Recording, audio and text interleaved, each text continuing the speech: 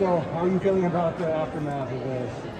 I'm disappointed. I feel like a broken record because I said this a few times now, but I thought I was fitter than this, and apparently I'm in 9:15 shape. I'm in 9:10 shape. I thought I was in 8:50 shape. So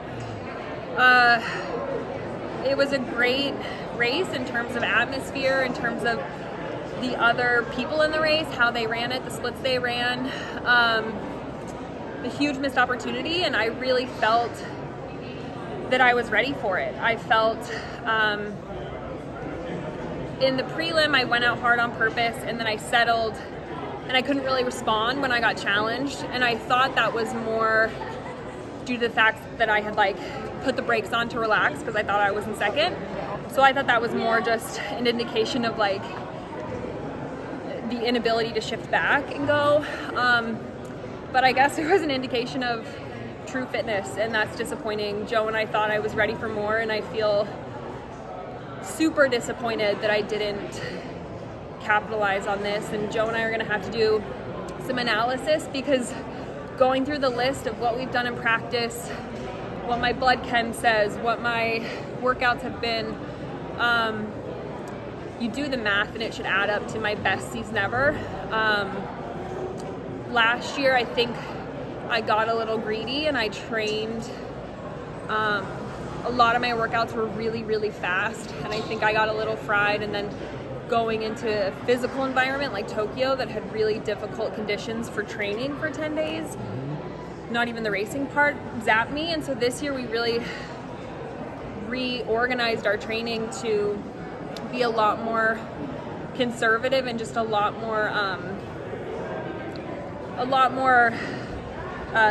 boring, high volume work that I was injury free all year. I felt super good. So it just sucks when you take a leap of faith into a new system of training and all indications say you should thrive. And then I did thrive at USA's. But USA's was starting in 3:04, so maybe today starting in 2:58 or 2:57 was just a step too far for me. I don't really know. It's surprising, and I felt super physically ready for this. I have, in theory, 3 more races this year of steeples to try and figure it out. But yeah, this sucks. I wanted a lot more from today. Those 4 take off on everybody. What goes through your mind about whether to, try to stick with it or I can't do it?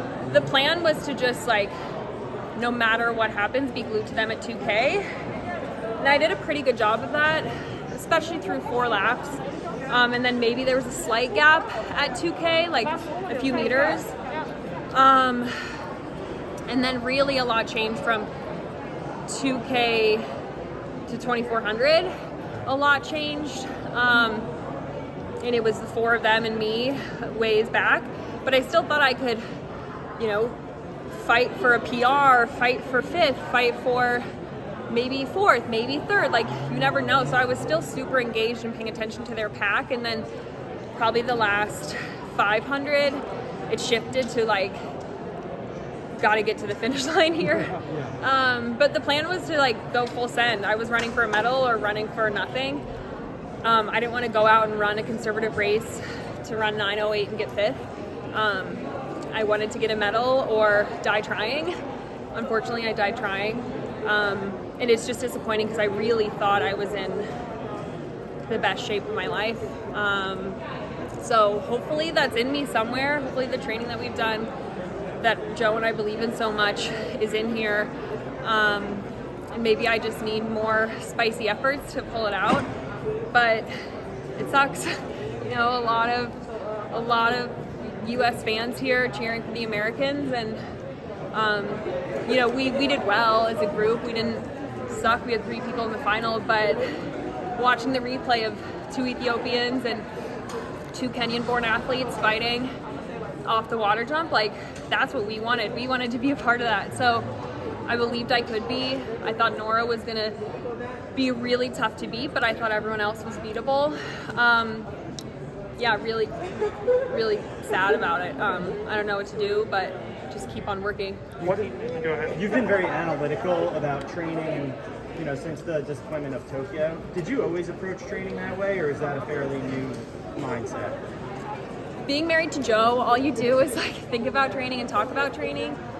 Where he's always like looked at, he keeps all of our training on an Excel spreadsheet, and if you're ever hanging out with him, he's just behind his computer reading Corey's training, Bates' training, Emma's training. He's just analyzing it all the time and tinkering, and really changed a lot of our training from really like 2017 to 2021 was just tweaking things here and there, but like just amping it up from what we had done the previous year.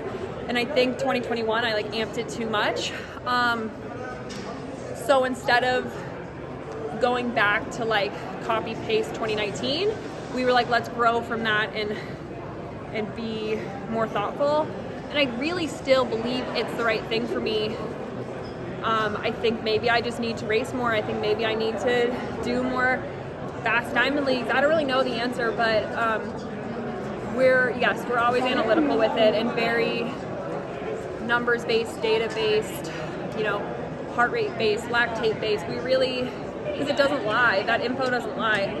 I think in 2021, I was just like, I feel good, I'm strong, I feel good. And you just warp your own mind to not really even listen to your body anymore. You're just like, I feel great. Even if you don't, you're just convincing yourself. So now we have that data to analyze, and yeah, being married to Joe, you're always going to analyze that, but we got some new analyzing to do and just got to get better. Yeah. What specifically did you do that made you think you were in 850 shape and the shape of your life right now, like in terms of workouts and training? This year was different. We didn't do any like huge, what we used to call like bangers, where it's like you go to the track and it's a huge Herculean effort. And we don't do that anymore. It's really more of me saying like, I did X amount of weeks of this mileage. I did X amount of workouts at this pace. I did, X amount of workouts at this heart rate, and just really the volume of work that I did and how controlled it felt in it made me feel that way. And then I ran close to a PR in the 1500. I ran probably my best U.S. championship race, I think, a month ago. So there's a lot of things, but there wasn't like one workout that was like, ta-da, that's it, you're gonna run 8:45. But just the body of work we really believed in, and I still believe in it.